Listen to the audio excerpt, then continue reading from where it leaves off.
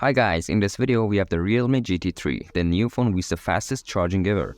These days charging speed is a hot battleground in the smartphone market and Realme looks to trump all challengers with the Realme GT3. Okay, without wasting time, let's go to the video. On the front of the Realme GT3 is a large 6.74-inch AMOLED with a 1240 by 2772 resolution and an extra fast 144Hz refresh rate. The high resolution means you get a pixel density of around 450 ppi and content looks quite sharp. The contrast is of course great too. The support for 10-bit color dips and HDR10+ and the color accuracy is great. The display is very bright too. It can range to a maximum of 418 nits with a manual brightness slider and this boosts up to 917 nits in auto mode when in bright environments. The refresh rate handling tough could be better. In auto mode, you rarely get the maximum 144 Hz even in system menus. We only saw the full 144 within Google Chrome and it dialed down when idling to save energy, but not below 60 Hz. There is a high refresh rate mode you can enable with settings to select 144 Hz on a per-app basis. But in this mode you won't get the auto switching. The design is quite different from last year as well. Rather than a paper-like synthetic back, now you get glass with a smooth frosted finish that's a bit on the slippery side. The back curves into a plastic frame. There is something neat going on here next to the camera bump, a transparent window which is framed by colorful RGB LEDs. But what's inside the window? If you look at the right angle, you can see a Snapdragon logo and that should be where the chipset resides. There are plenty of options for storage on board, 128, 256 or 512 gigs or even a whole terabyte. Now let's go back to the Realme GT3's RGB LEDs. They can light up for notifications or calls or as a charging indicator. The lights also turn on when you enable the GT mode, that's the Realme GT3's high performance mode for gaming. Another thing that's nice to see is an IR Blaster, which allows you to use the phone as a remote to control appliances with. For audio, the Realme GT3 has a pair of stereo speakers. They earned a good score in many loudness tests and the sound quality is decent with clear vocals and highs and some bass wide. You can unlock the Realme GT3 using the under-display fingerprint reader. It's not very fast but reliable. It's notably using a version of this chipset with lower CPU clock speeds than you typically see, sacrificing some raw performance for better power efficiency. Still, it's a significant upgrade over the Snapdragon 888 and the Realme GT2 and the multitasking and gaming experience is very beat flagship grade.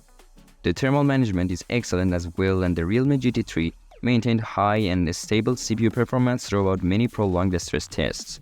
Otherwise, the software experience here is basically the same as you would get on any recent Realme, Oppo or OnePlus phone. It's the latest Realme UI 4 on top of Android 13. The phone comes bundled with a proper cable and adapter. The cable is a SIG one specifically designed to handle the current. Actually, the 240-watt charger is not as huge as you might expect.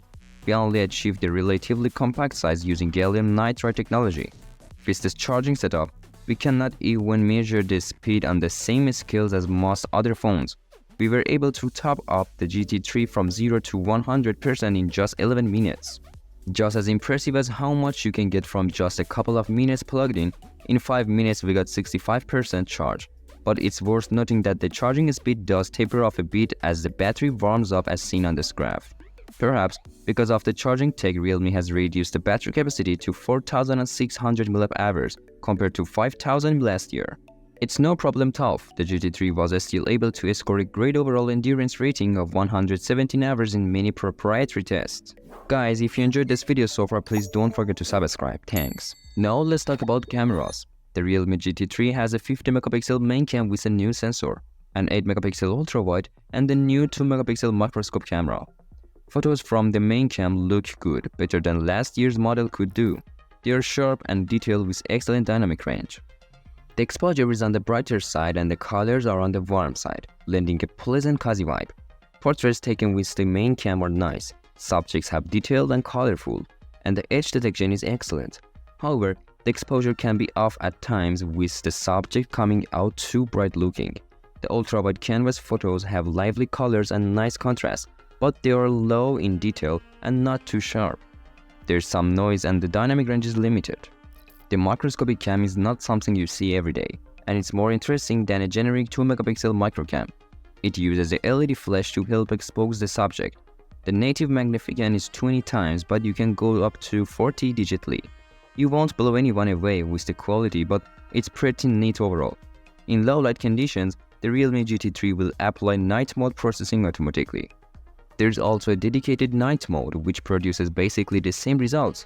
The quality from the main cam at night is good with lots of detail and virtually no noise. The ultra-wide can produce more true to life colors and hits the right color temperature. The dynamic range is good too, but the sharpness and detail leave more to be desired. Selfies are taken with a 16 megapixel front-facing cam. They are not great. They're way too soft and lack fine detail. At least the colors and dynamic range are nice. When it comes to videos, the main cam can record in up to 4K resolution at 60 FPS and electronic stabilization is always on. 4K videos are pretty good with plenty of detail and sharpness and wide dynamic range. The contrast does seem to be a bit tough. The ultra-wide is limited to 1080p resolution and this video quality is not good. It's soft with washed out colors and narrow dynamic range. So that's the Realme GT3. It's a really nice flagship killer all around and the fast charging is one of the best you can get right now. There are a couple of shortcomings. The ultra-wide and selfie quality are not great and you don't have ingress protection. Well guys, it's enough of the video and thanks for watching. If you enjoyed this, please like, comment and share this video with your friends and don't forget to subscribe.